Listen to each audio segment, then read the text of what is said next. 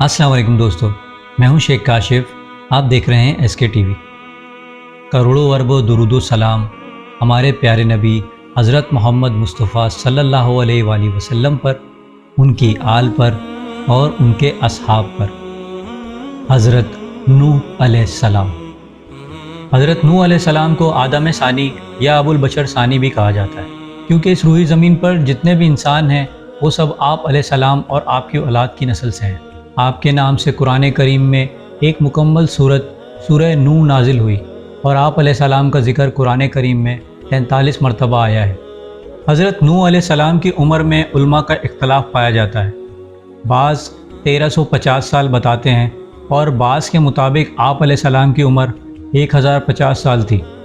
آپ کا شجرہ نوح بن لامک بن متشلع بن ادریس بن یرد بن مہلائل بن کنان بن انوش بن شیش بن آدم علیہ السلام ہے۔ حضرت نوح علیہ السلام حضرت ادریس علیہ السلام کے پڑپوتے تھے۔ قصص الانبیاء از امام ابن کثیر کے مطابق حضرت نوح علیہ السلام حضرت آدم کی وفات کے 126 سال بعد پیدا ہوئے، جب حضرت ادریس علیہ السلام کے زمانے میں کفر و شرک نے زور پکڑا اور حضرت ادریس علیہ السلام کے بعد بت پرستی، کفر و شرک اپنے انتہا کو پہنچ گئی۔ تب اللہ سبحانہ و تعالیٰ نے حضرت نوح علیہ السلام کو ان کی ہدایت کے لیے ان میں نبی اور رسول بنا کر بھیجا۔ حضرت نوح علیہ السلام کا ذکر اسلام کے علاوہ یہودیت، عیسائیت اور بدھ مت میں بھی ملتا ہے۔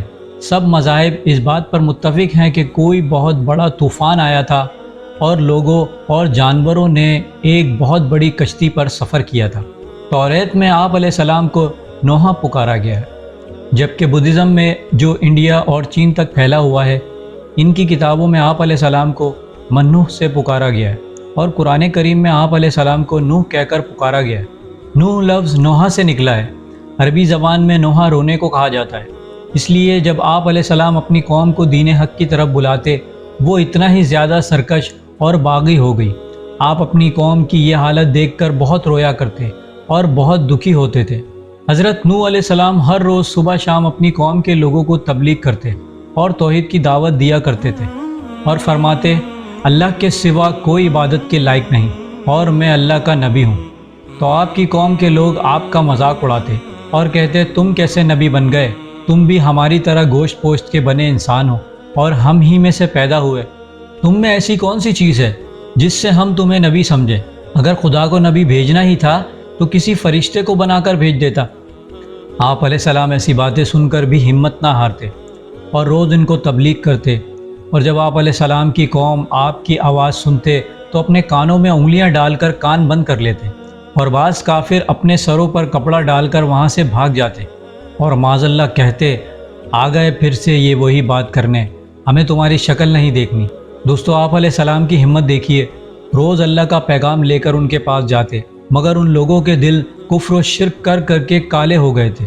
تب آپ علیہ السلام نے اللہ سبحانہ و تعالیٰ سے دعا کی، اے میرے پروردگار، میں نے اپنی قوم کو دن رات تیری طرف بلایا، لیکن میرے بلانے سے اور زیادہ بھاگنے لگے۔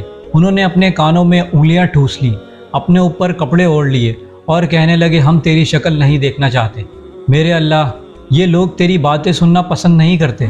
میں نے پھر بھی ان سے کہا، اپنے مالک سے بخشش طلب کرو، وہ بڑا بخشنے والا ہے۔ دوستو، ویڈیو کے اس مقام پر ہمیں یہ سوچنا ہے کہ کہیں ہم میں معاذ اللہ ایسی عادتیں تو نہیں آ رہی کہ جب اللہ سبحانہ و تعالیٰ کا نام لیا جائے تو کہیں ہم بھی شیطان کی باتوں میں آ کر اس کی یاد سے غافل تو نہیں ہو رہے۔ دوستو، اسلام کے 5 رکن ہیں، جس میں پہلا رکن بہت آسان ہے، کلمہ طیبہ، لا الہ الا اللہ محمد الرسول اللہ۔ خود بھی پڑھیں اور دوسروں تک بھی پہنچائیں، کیونکہ اگر اسلام کا پہلا رکن روز کمپلیٹ کر لیں گے تو دوسرا رکن نماز کی بھی انشاءاللہ توفیق مل جائے گی، اور انشاءاللہ باقی رکن بھی اللہ کے حکم سے ادا ہو جائیں گے۔ جزاک اللہ۔ حضرت نوح علیہ السلام کو تبلیغ دیتے دیتے 950 سال گزر گئے، لیکن سوائے 40 مرد اور 40 عورتوں کے کوئی اور ایمان نہ لایا۔ ایک دن آپ علیہ السلام کی قوم کا ایک سردار اپنے لوگوں کے ساتھ آپ کے پاس آیا۔ وہ بہت مغرور، طاقتور اور امیر تھا۔ وہ کہنے لگا، اے نوح، یہ جو غریب اور کمزور لوگ تمہارے ساتھ جڑ گئے ہیں، تم انہیں نکال باہر کرو، تو پھر ہم تم پر ایمان لے آئیں گے۔ ہمیں گوارا نہیں کہ یہ غریب ہمارے ساتھ بیٹھے۔ آپ علیہ السلام نے فرمایا، یہ لوگ تو بہت خوش نصیب ہیں، جنہیں اللہ نے ہدایت دی، یہ کفر و شرک چھوڑ کر ایک خدا پر ایمان لائے۔ میں ان کو نکال نہیں سکتا، یہ حق پر ہیں اور یہی لوگ کامیاب ہوں گے اور اللہ سبحانہ و تعالیٰ سے ملاقات کے حقدار ہیں۔ یہ بات سن کر ان کافروں کے سردار نے کہا کہ اے نوح، تم نے ہم سے بہت جھگڑا کر لیا اور تمہاری بات سن سن کر ہمارے کان پک گئے ہیں، اور جس بات سے تم ہمیں ڈرایا کرتے تھے کہ اللہ کا دردناک عذاب آئے گا، اگر تم سچے ہو تو اب لے آؤ اس عذاب کو۔ آپ علیہ السلام نے فرمایا، اگر اللہ نے چاہا تو بے شک وہ عذاب تم پر ضرور آئے گا اور پھر تم اس سے بچ کر بھاگ نہیں سکو گے، کیونکہ آپ علیہ السلام کی قوم کے لوگ بت پرستی اور شرک میں اس قدر ڈوبے ہوئے تھے کہ اس وقت ان کے سردار نے اپنے لوگوں سے کہا، اور یہ بات اللہ سبحانہ و تعالیٰ نے سورہ نوح کی آیت نمبر 23 میں یوں بیان فرمائی ہے، اور بولے ہرگز نہ چھوڑنا اپنے خداؤں کو، اور ہرگز نہ چھوڑنا ود اور سواع اور یغوث اور یعوق اور نصر کو۔ دوستو اللہ سبحانہ و تعالیٰ کی شان دیکھیے، وہ بت جو پانی میں ڈوب کر مٹی ہو گئے تھے، اور ان بت کی عبادت کرنے والے بھی انہی بتوں کے ساتھ غرق کر دیے گئے، جن کے نام وہی بتا سکتے تھے جو ان بتوں کی عبادت کیا کرتے تھے۔ مگر اللہ سبحانہ و تعالیٰ نے ہماری عبرت اور غور و فکر کے لیے ان بتوں کے نام تک قرآن کریم میں بتلا دیے۔ اور دوستو یہ ایسی بدبخت قوم ہے جو روز محشر بھی مکر جائے گی، پھر اللہ سبحانہ و تعالیٰ امت محمدی کو گواہی کے لیے بلائے گا۔ اس بات کا ذکر ہمیں سورہ بقرہ کی آیت نمبر 143 میں یوں ملتا ہے، تم ایک معتدل امت ہو، تم لوگوں پر گواہی دو گے اور تمہارا رسول تم پر گواہی دے گا۔ دوستو اس بات کی تفسیر میں مفسرین نے بیان کیا ہے کہ نوح علیہ السلام کی قوم اتنی جھٹلانے والی قوم تھی کہ روز محشر بھی حضرت نوح علیہ السلام کو جھٹلا دے گی کہ نوح تو کوئی پیغام ہی نہیں لائے تھے۔ پھر اللہ سبحانہ و تعالی امت محمدی صلی اللہ علیہ وآلہ وسلم کو لائے گا اور پوچھے گا، کیا نوح نے اپنی امت کو پیغام پہنچایا تھا؟ تو ہم لوگ گواہی دیں گے، ہاں نوح علیہ السلام نے 950 سال تک اللہ کا پیغام پہنچایا تھا۔ دعوت حق اور تبلیغ دین کی وجہ سے ان لوگوں نے آپ علیہ السلام پر بہت ظلم کیے، آپ علیہ السلام کو شدید اذیت دیتے، آپ علیہ السلام کو پتھر مارتے، گلے میں رسی ڈال کر زمین پر گھسیٹتے، اور اس تکلیف کی وجہ سے آپ کئی دن تک درد میں تڑپتے رہتے، لیکن پھر بھی آپ علیہ السلام نے دین کی تبلیغ اور اللہ کا پیغام پہنچانا نہ چھوڑا۔ آپ علیہ السلام نے ان کو مخاطب کرتے ہوئے فرمایا، اگر تمہیں گرا گزرتا ہے کہ میں تم میں رہتا ہوں اور تمہیں اللہ کی باتیں سناتا ہوں، تم اس سے چڑھتے ہو اور مجھے نقصان پہنچانے کے در پر رہتے ہو، تو سنو میں صاف کہتا ہوں، مجھے تمہارا کوئی خوف نہیں، تمہاری کوئی پرواہ نہیں، تم سے جو ہو سکتا ہے تم کر گزرو، میرا جو بگاڑ سکتے ہو بگاڑ لو، تم اپنے شریکوں اور جھوٹے خداؤں کو بھی بلا لو اور مل جل کر پوری قوت کے ساتھ مجھ پر حملہ کرو، مجھے کوئی خوف نہیں، میں حق پر ہوں اور حق کا ساتھی اللہ سبحانہ و تعالی ہوتا ہے، میرا بھروسہ اسی عظیم ذات پر ہے، مجھے اس کی قدرت اور اس کی بڑائی کا معلوم ہے۔ حضرت نوح علیہ السلام نے واضح طور پر اپنی قوم کو چیلنج کیا، لیکن کسی میں طاقت نہ ہوئی، مگر ان کی بیوی جو کافرہ تھی اس نے کہا، اے قوم انہیں اتنی اذیت نہ دیا کرو، یہ معاذ اللہ پاگل ہو گئے ہیں، انہیں سمجھ نہیں آتا، یہ جو کچھ بھی کہتے ہیں یہ تو اپنے پاگل پن میں کہتے ہیں، معاذ اللہ۔ حضرت نوح علیہ السلام نے جب یہ کفریہ کلمات اپنی بیوی کے منہ سے سنے، حضرت نوح علیہ السلام نے آسمان کی طرف منہ کیا اور اللہ سبحانہ و تعالیٰ سے رو کر عرض کی، جیسا کہ اللہ سبحانہ و تعالیٰ سورہ قمر میں ارشاد فرماتا ہے، اس نے پکارا اپنے رب کو، گھر گیا ہوں میں کافروں میں، تو میرا بدلہ ان سے لے۔ تو پھر اللہ سبحانہ و تعالیٰ کی طرف سے حکم ہوا کہ اب کوئی شخص ایمان نہیں لائے گا۔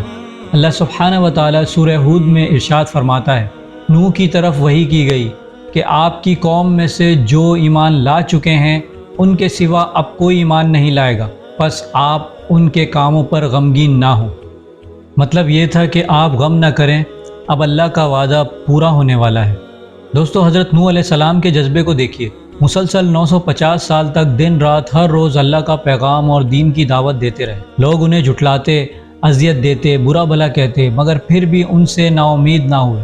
اب جب اللہ کی طرف سے وحی آ گئی، ان میں سے کوئی اور ایمان نہیں لائے گا اور کسی میں طاقت نہیں کہ انہیں راہ راست پر لائے، تو پھر اس کے بعد انہوں نے اپنی قوم پر بد دعا کی۔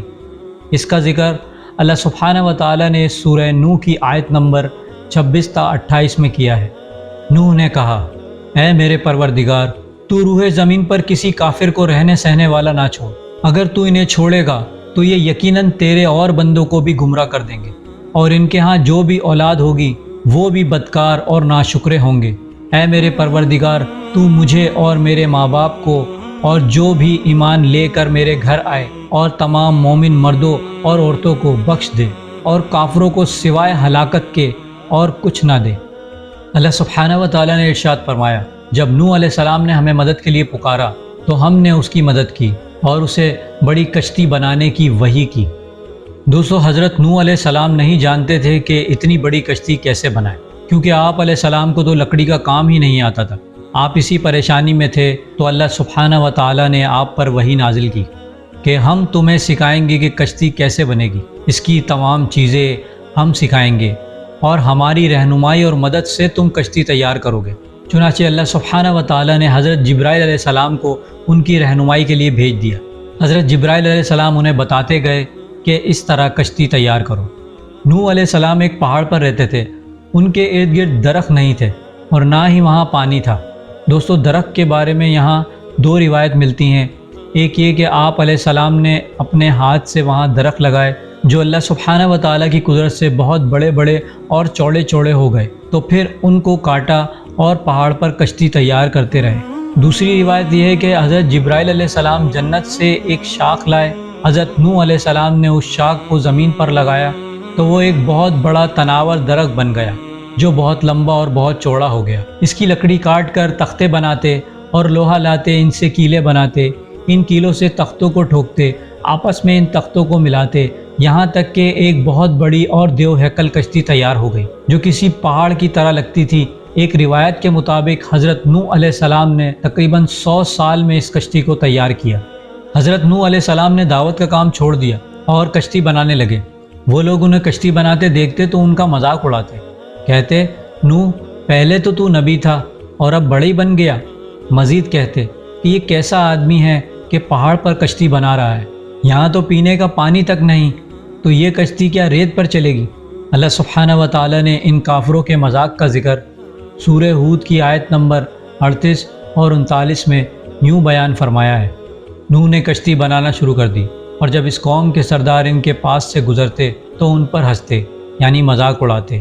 نوح کہتے کہ اگر تم ہم پر ہنستے ہو جس طرح تم ہم پر ہنستے ہو، ایک وقت ہم بھی تم پر ہنسیں گے، تو تم کو جلد معلوم ہو جائے گا کہ کس پر عذاب آتا ہے اور جو اسے رسوا کرے گا، اور کس پر ہمیشہ کا عذاب نازل ہوتا ہے۔ اس کشتی کے حلیے کے بارے میں ہمیں دو روایتیں ملتی ہیں۔ پہلی روایت کے مطابق اس کشتی کی لمبائی 1200 ہاتھ، چوڑائی 600 ہاتھ اور لمبائی 30 ہاتھ تھی۔ حضرت نوح علیہ السلام نے پہاڑ پر کشتی تیار کی اور اسے تارکول سے پوت دیا۔